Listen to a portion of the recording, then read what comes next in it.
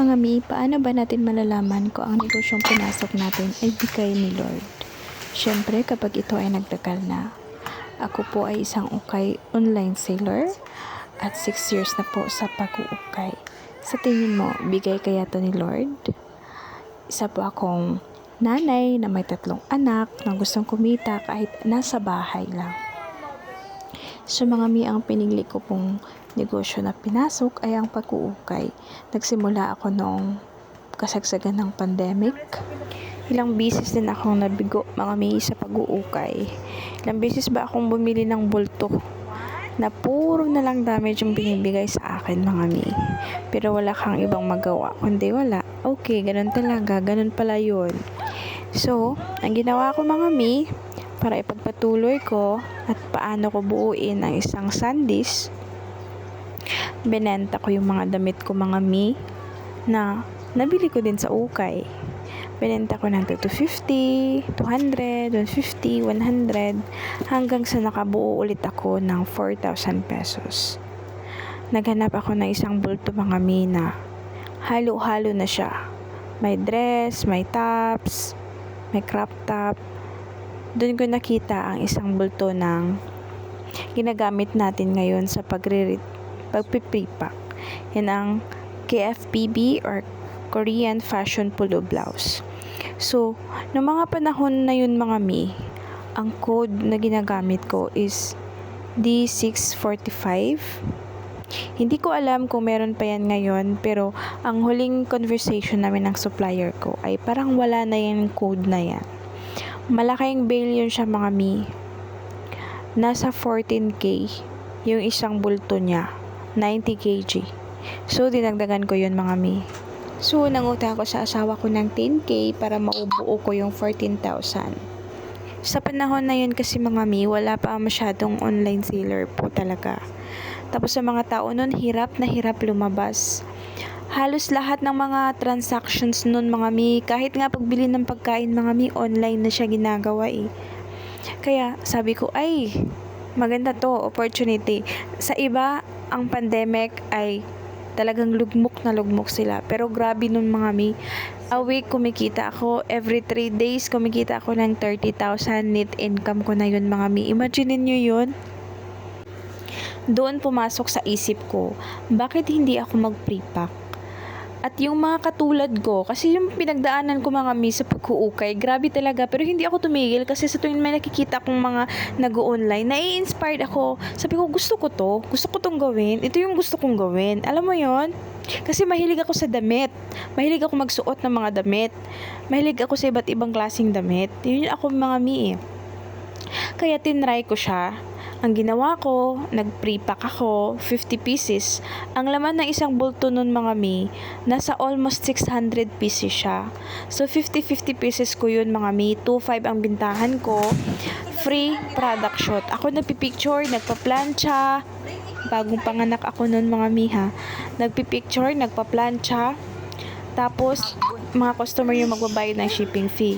Tapos sinutulungan ako ng asawa ko mag-pack. Nung unang-una kong pagkuha ng ukay mga mi, dress ang kinuha ko. Ngayon, ang dumating sa akin, hindi ko alam kung paano siya ibibenta.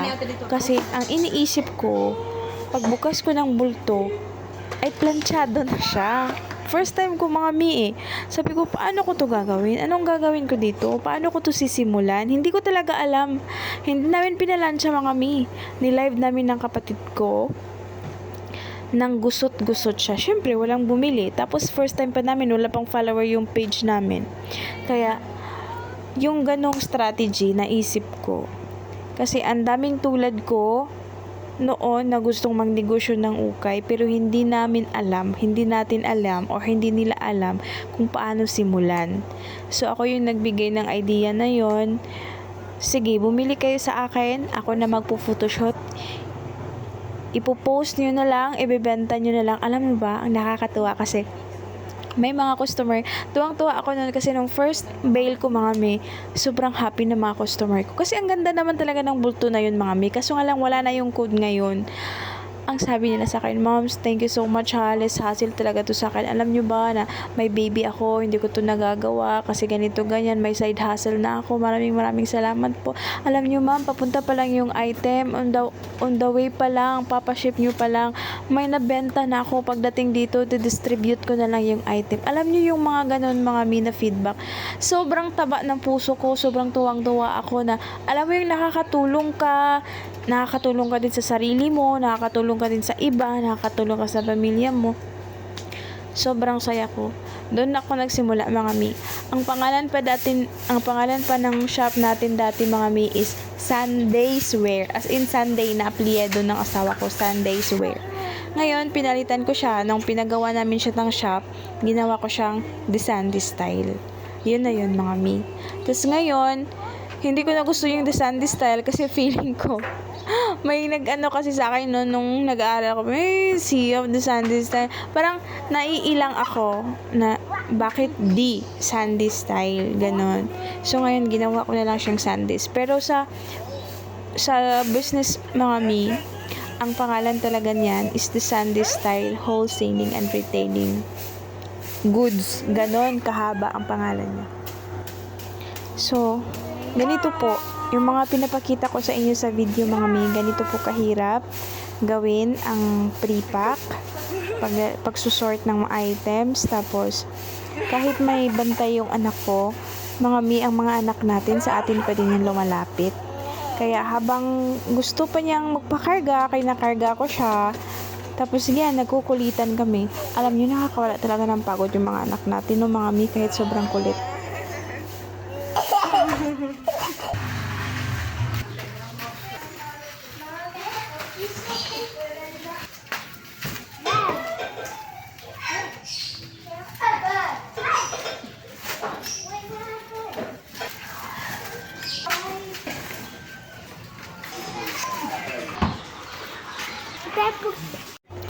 At ito yung highlight, mga may, yung madala ko sila sa ganitong lugar, mapigay ko yung mga gusto nilang kainin, pakain ko sa kanila yung mga hindi ko nakakain noong bata pa ako.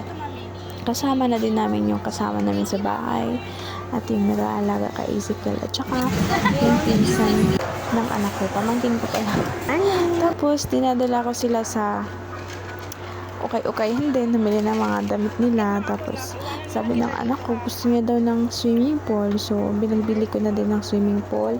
Nag-grocery na din ako, mga mi. Diba? Good wife. Alam niyo ba bakit ko to ginagawa, mga mi? Kasi masarap ang feeling na may sarili kang income, may sarili kang pera. Ikaw ba, hindi ka ba naman matutuwa pag ganito yung mga resulta ng iyong hard work? Hirap na hirap ka nga maghanap buhay, tapos ganito pagkatapos. O, di ba, ang saya-saya lang? Ganyan naman talaga dapat ang mga magulang, nagsasakripisyo, di ba? Napapagod para sa mga anak, para ma-provide yung mga kailangan nila, kasi responsibilities naman natin yan bilang isang magulang.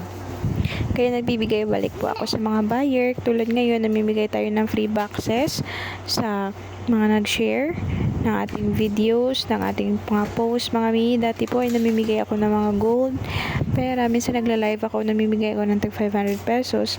Ayan, mga mi, para po yan sa inyo lahat. Balik loob. Balik bigay pala, sorry po.